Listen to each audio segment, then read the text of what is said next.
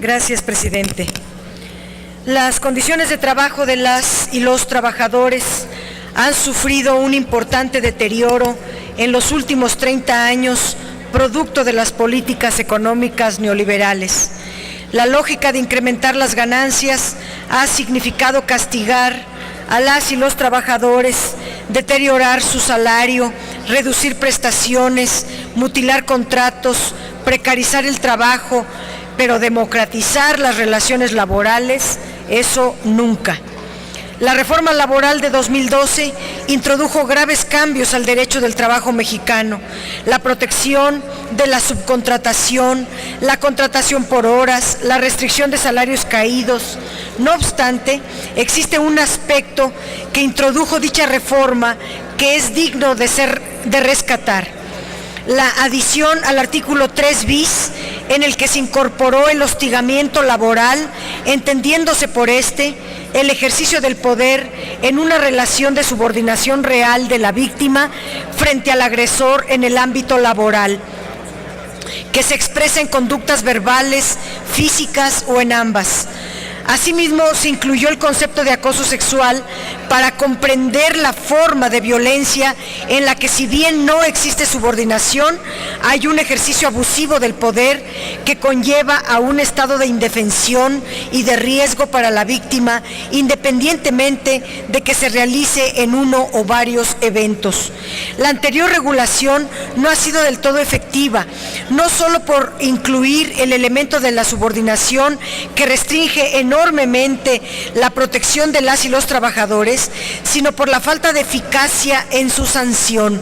Es por ello que, para complementar el combate a esta preocupante situación de la que hemos sido víctimas hombres y mujeres, 51% de profesionistas, según la encuesta difundida en 2012 por CNN Expansión, las conductas como rumores o calumnias, 30%, dice la encuesta, aislamiento o exclusión en un 18.6%, insultos 18.5%, o no dejar participar al colaborador 16.9%, o amenazas 11%.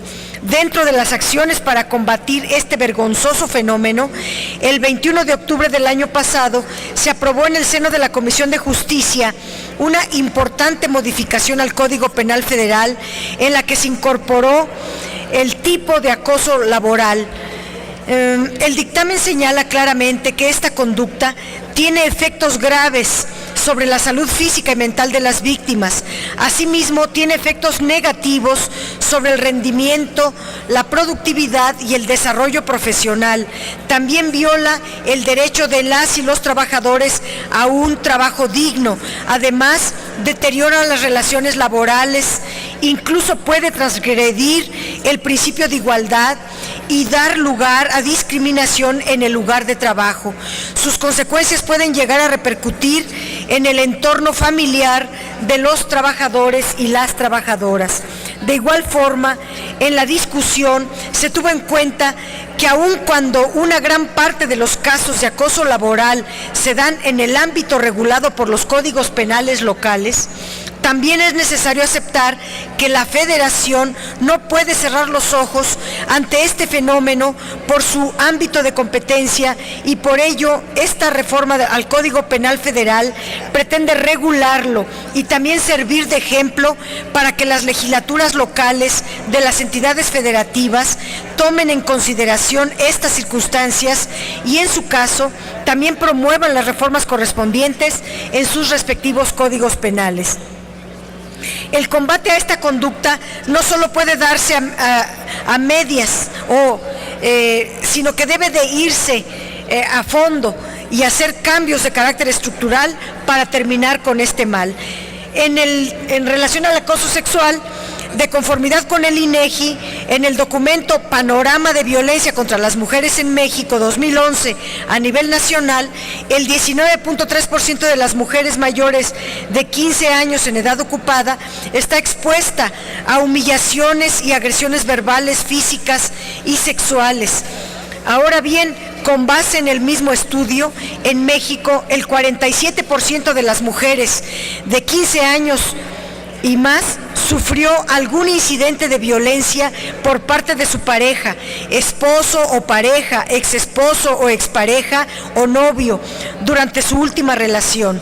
La entidad federativa con mayor prevalencia de violencia de pareja a lo largo de la relación es el Estado de México con el 57.6%, le sigue Nayarit con 54.5%, luego Sonora con el 54.0%, el Distrito Federal con el 52.3% y Colima con el 51%.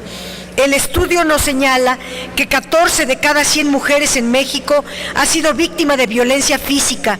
De igual forma, 7 de cada 100 ha sido víctima de violencia sexual, donde sus parejas les han exigido o las han obligado a tener relaciones sexuales sin que ellas quieran o las han obligado a hacer cosas que no les gustan. El abuso no solo se manifiesta de manera física, también existe la incidencia de la violencia emocional. 4 de cada 10 mujeres en México han sido humilladas, menospreciadas, encerradas, las han destituido o les han quitado sus pertenencias, están vigiladas, amenazadas con irse la pareja, correrlas de la casa o quitarles a sus hijos, amenazadas con algún arma o de matarlas o de matarse su pareja. Lo anterior se agrava por las pocas denuncias que se presentan.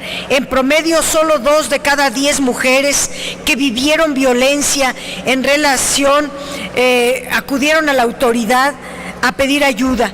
De ellas, 32.6% lo hizo ante un ministerio público para levantar una denuncia.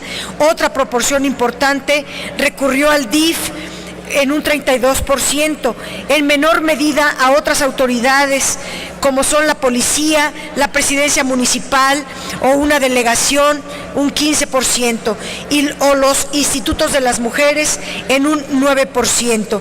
La minuta de reforma al artículo aquí explicado por el presidente Alejandro Encinas considera todas estas variables y es muy importante su aprobación. Ahora bien, el problema rebasa con mucho el ámbito legislativo. Vivimos en una sociedad que ha hecho de la violencia un fetichismo, un ícono, una cultura y un modo de vida que la exalta. Padecemos una cultura profundamente machista. El machismo y la cultura patriarcal están vivas en la cultura mexicana a pesar de las reformas legales o los avances de las últimas décadas. Son importantes las reformas en el ámbito penal, pero no debemos avanzar en estrategias integrales en el terreno de la educación, de los medios masivos de comunicación y el desarrollo de una cultura democrática y libertaria. Hagamos nuestra parte para terminar y castigar con los abusos y los acosos. Trabajemos a fondo en soluciones de raíz. Esta es una cara más de nuestra precaria e incipiente vida democrática. Es cuanto. Muchas gracias. Gracias, senadora.